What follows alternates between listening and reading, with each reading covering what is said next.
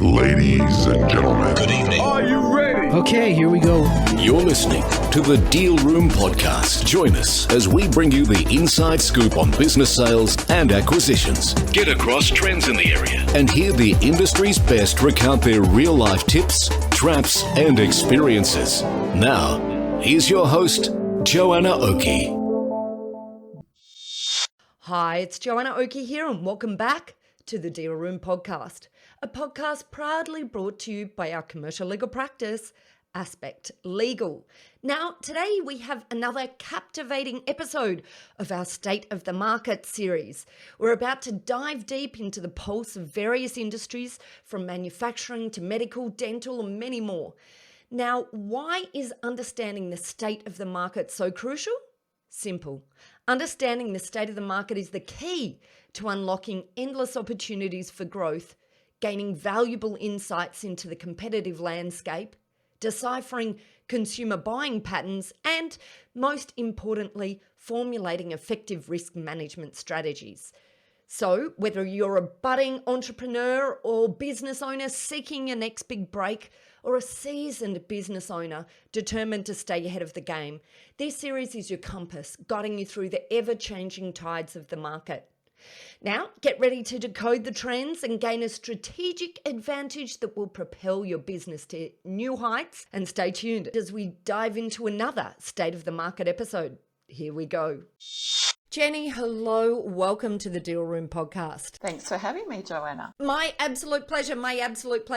Now, how about we kick it off? Obviously, today we're talking about the state of the market in buying motels and accommodation businesses. But why don't you just give us a quick background before we get started on that?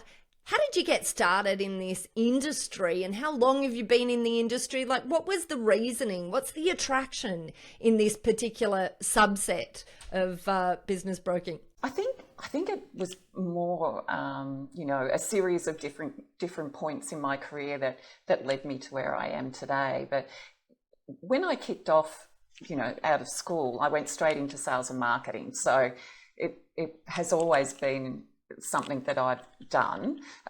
Started off in, I'm going to show my age here, but started off in the time when the personal computer was starting to have a big influence on business. So I spent, dozen plus years focused on software technology, how it impacts business, and dealing with a lot of large businesses in that sense. Moved on to a sea change when we had kids, that decided that I had a bit of a liking for real estate, so did my full real estate agent's license, came back to Victoria, got back into real estate. I live in the beautiful town of Bright up in northeast Victoria. Can imagine a better place to live, and actually focused on property management. So I had holiday accommodation experience in Queensland, came back to Victoria, continued on with that, spent most of the years that my kids were growing up working for a real estate agent. And then the opportunity came around when I empty nested and I had more time, and, late nights or weekend work weren't going to be such an issue. And was lucky enough to get into selling or broking businesses in the area of tourism and accommodation. So all of those sort of steps led me to where I've ended up today, which is just a fabulous niche to work in. I love it. And why is it such a good niche? What do you love about working in this niche area? You get to travel to some beautiful towns. We work in northeast Victoria, so very much tourist towns. You get to meet really lovely people in this area. It's not all about the numbers. People get into motels and in caravan parks for the lifestyle as well as the building wealth. So there's a lot of opportunity to speak to real people.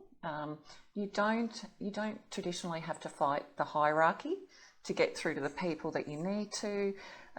It's still quite an old-fashioned way of selling, building relationships, which is lovely.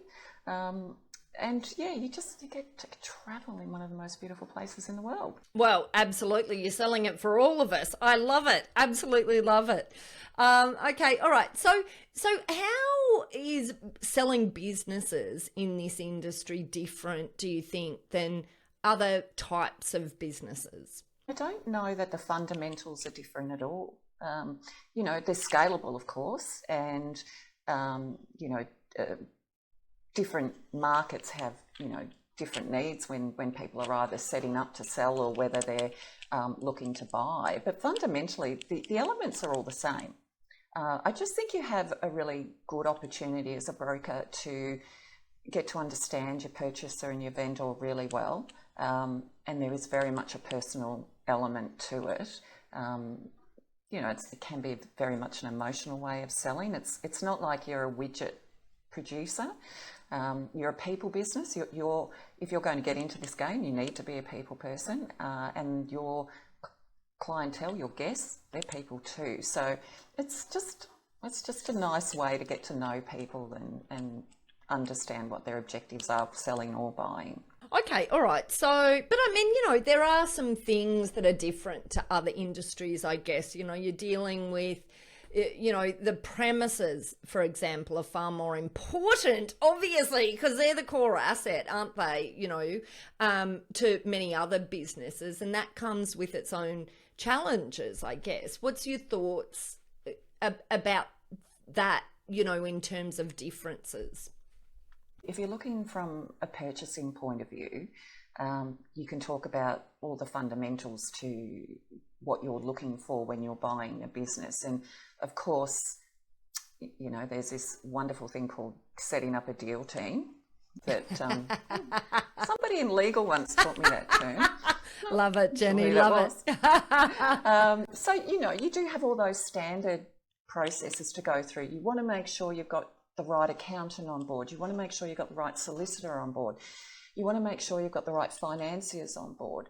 But then when it comes specifically to the property itself, so in this game you can be a freehold and business owner, or if you're a leaseholder, then you've got that relationship with the landlord. So talking about leaseholders, they very much have to understand their responsibilities in the business, what applies to them as the leaseholder.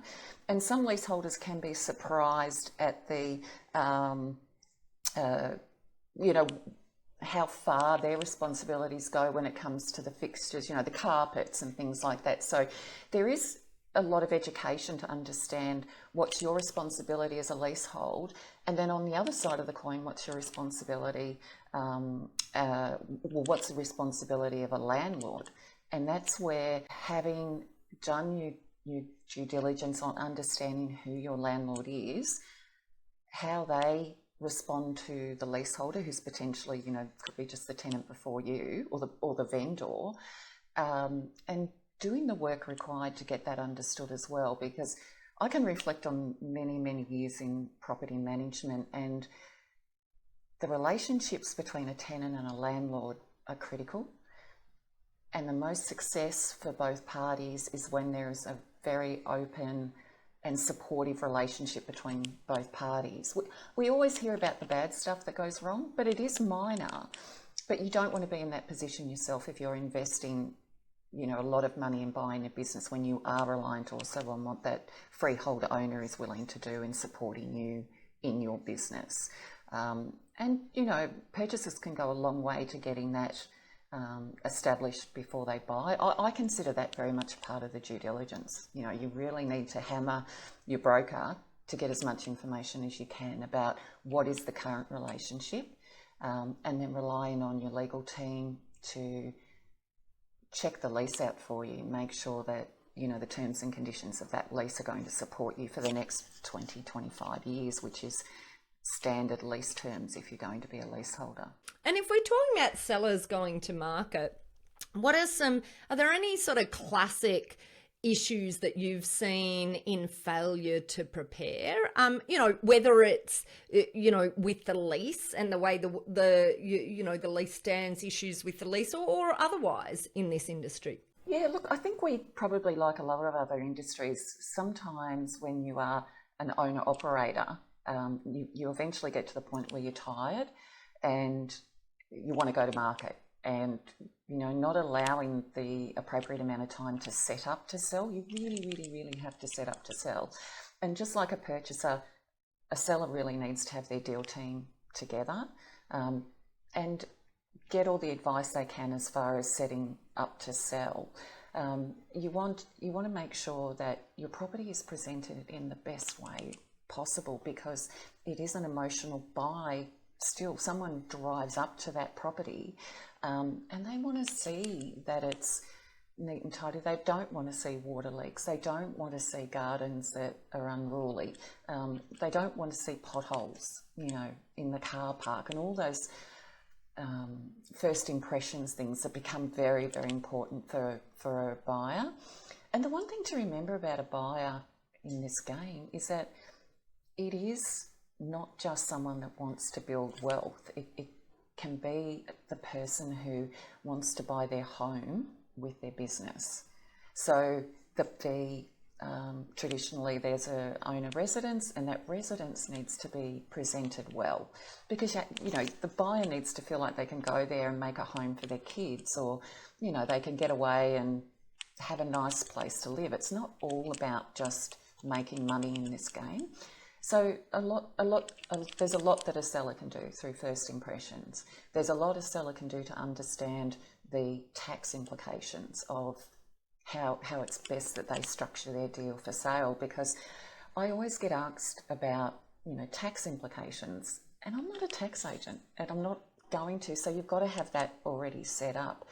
You've got to have a lease in place where you have continuously, over the time of you operating, if you're selling as a leasehold, you've got to remember that it's a depreciating asset. So you want to have a valued asset when you go to sale. So you've got to keep looking at your renewal terms and the options, and what are the costs of getting additional years on your lease. Don't get to market and have a broker come along and say,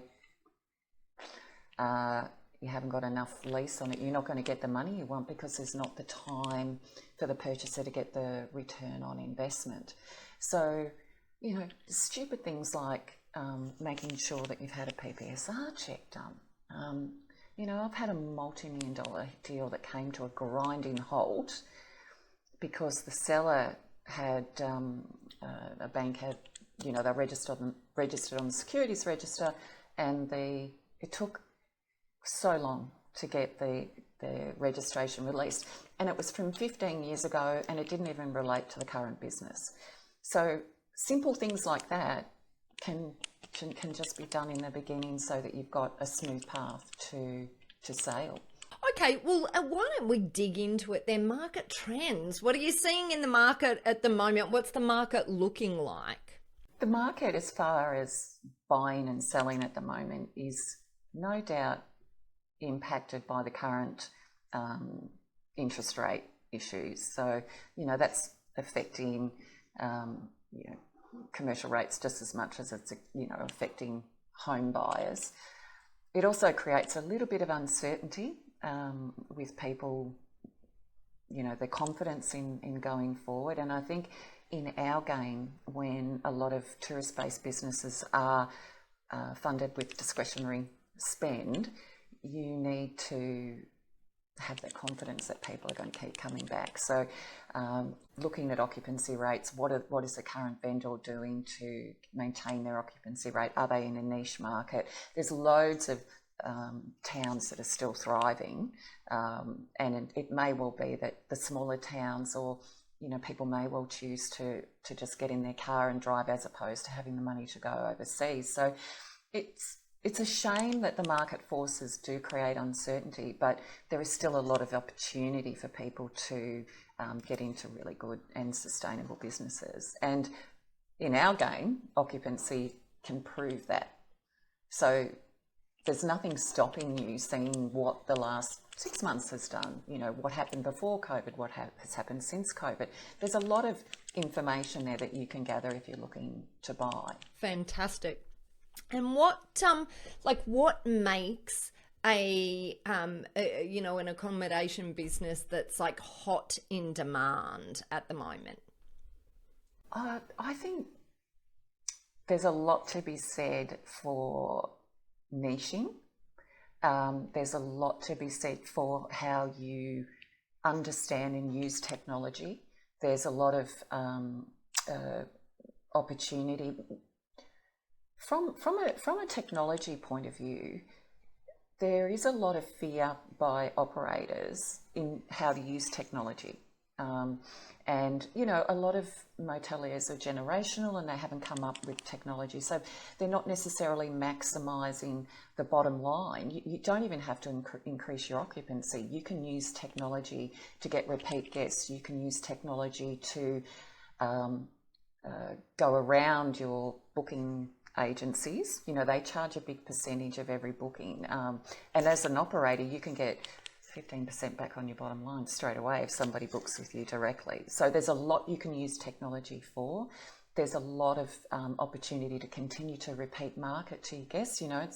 It's cheaper to keep a guest than it is to go out and find a new one. So start to love who your guests are. But I am so passionate about taking the older style motels, for which they're everywhere. They're built in the 60s and the 70s, in the 80s and the 90s. But using that to your advantage, don't be put off by the mission brown paint or the brown brickwork or the blonde brickwork of the 90s. You can really make a motel such fun for your guests if you just play off each of the decades that you get into. And you can, we might cringe at the 80s, or I definitely can cringe at the 80s, but the younger generation find it so much fun. And, there's even Netflix shows about taking on older motels and revitalising them, bringing them into the modern era, but playing off all of the quirks that they may have. And then that gives you a brilliant marketing opportunity. It also gives the younger generation loads of opportunity for Instagram photos, whatever it might be. And, there's a motel up on the Murray where they literally took the worst motel on the street and they went, okay, we're doing a Bali thing. And they bought in, they did spend money on it. So I'm not saying that what they did was necessarily cheap. You don't have to bring palm trees in. But they created such a beautiful theme, but very retro and reminding us of the 60s, the beautiful pinks and the aquas. And they did up the pool, so it had all those really reflective black and white lounges and things like that people just love. But at the same time, they built a pool room where you could get out of the pool and you could party in the pool room. It had a full kitchen. So it appealed to people coming along there with their families, having a pool, being in a beautiful tourist town, but such fun. They could really do something fun and niche it. And I know their guests will just want to keep going back. It's personal, it's fun.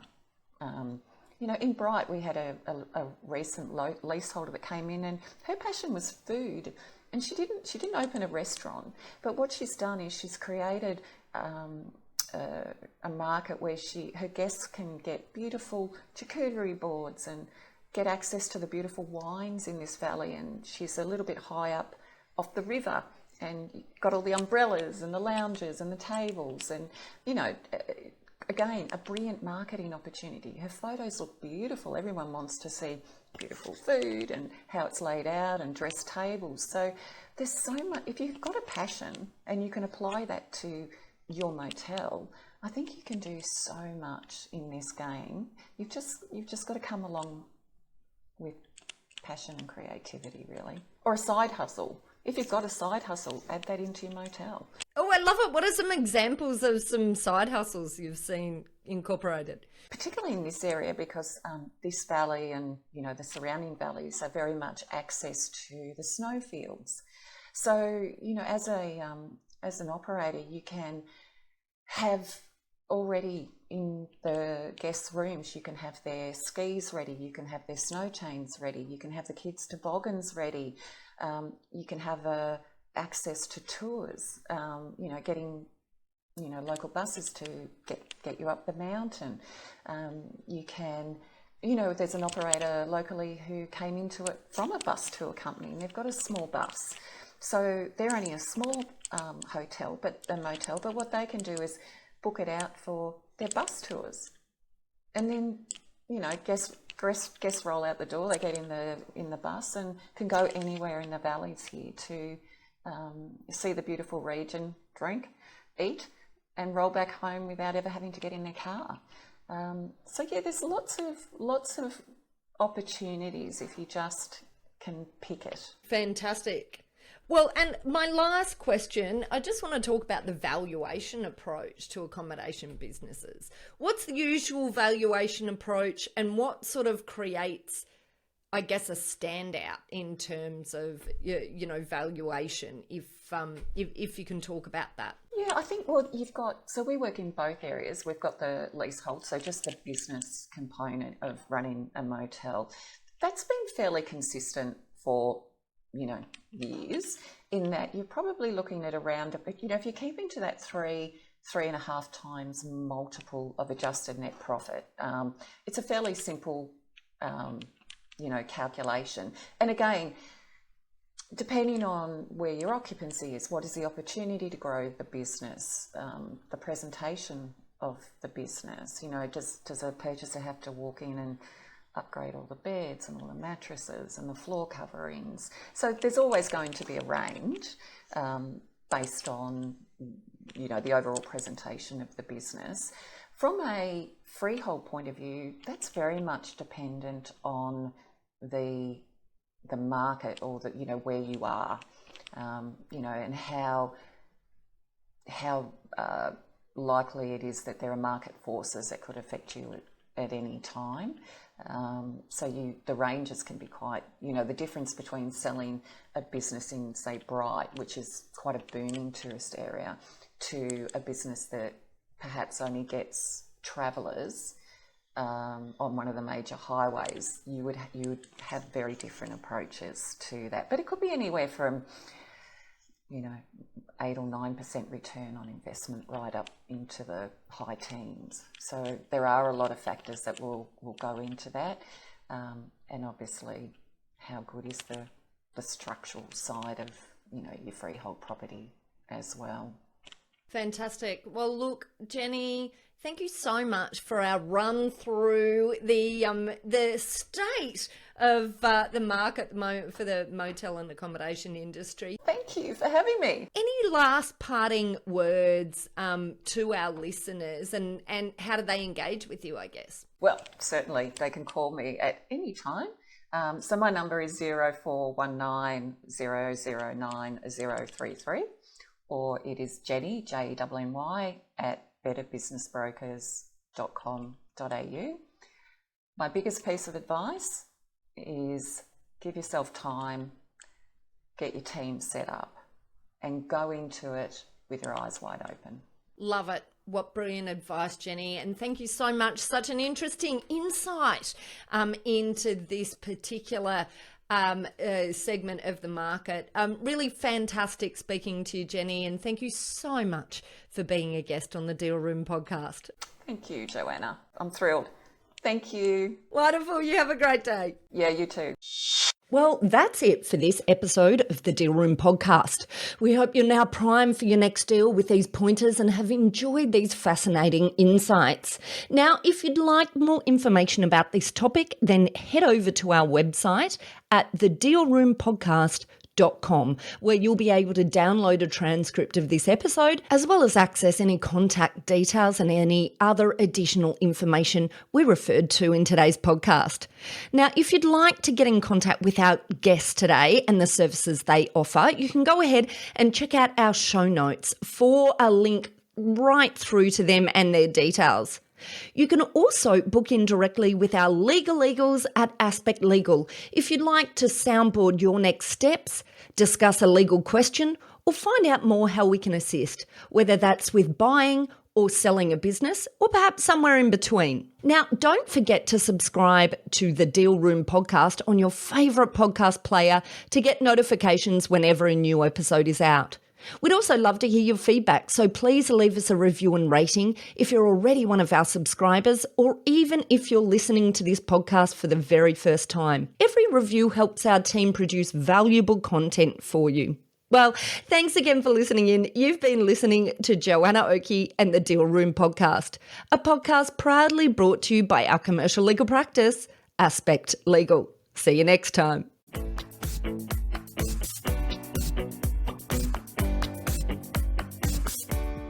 Aspect Legal has a number of great services that help businesses prepare for a sale or acquisition, to help them prepare in advance and to get transaction ready.